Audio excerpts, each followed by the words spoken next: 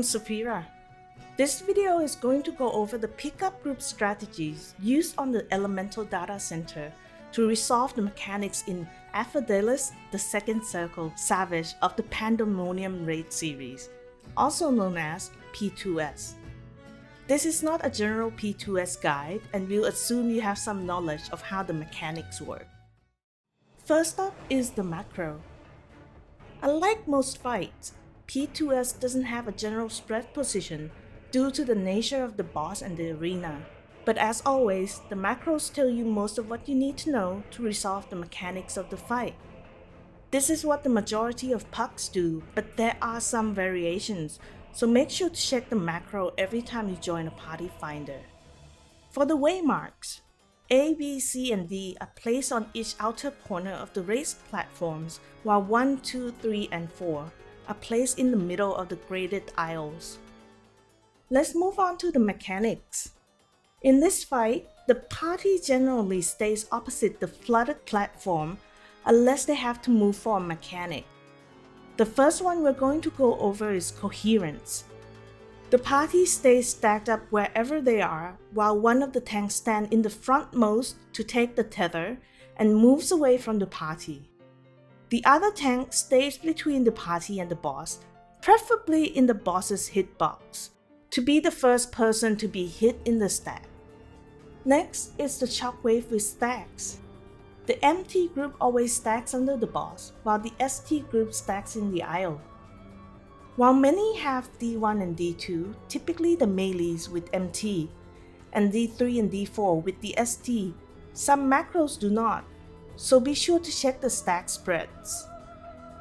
For the first Predatory Avarice, after moving to the safe spot for Spoken or Winged Cataract, the DPS with the Mark of the Tides debuff go to the right facing the boss, the tank goes to the left, while the party stays on the safe spot platform for the shared damage.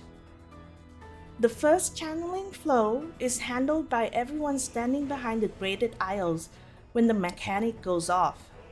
If we go back to the macro, you can see that the DPS are usually on the left with the tanks and healers on the right. And if you look at the footage, you will see that I was on the wrong side. Oops. Okay, this is like optional.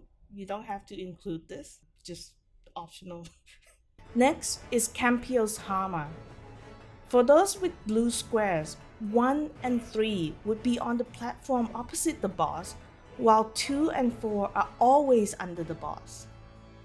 Those with purple triangles should stand on the numbered waymarks corresponding to the number of their triangles. 1 purple triangle would go to 1, 2 to 2, 3 to 3, and 4 to 4. For the second Predatory Avarice, once the safe spot from the dissociated head and the Spoken or Winged Cataract is identified, the tank with the debuff would go to the corner, while the DPS with the debuff would go off to the safe side along the wall. After that, we have another dissociation and silver eruptions. The party starts on the side with the dissociated head and moves while placing down eruptions until they are on the safe side. After spreading for personal AoEs, the player with the tether should stay in place until the tank comes and takes it from them. The party then usually stacks on C, while the tank with the tether goes to A for Coherence. I hope this is useful for everyone who is looking to raid on the Elemental DC. As always, don't forget to like, comment, and subscribe. You can also support me on Twitch, Patreon, and Ko-fi. Good luck and enjoy raiding. Bye for now.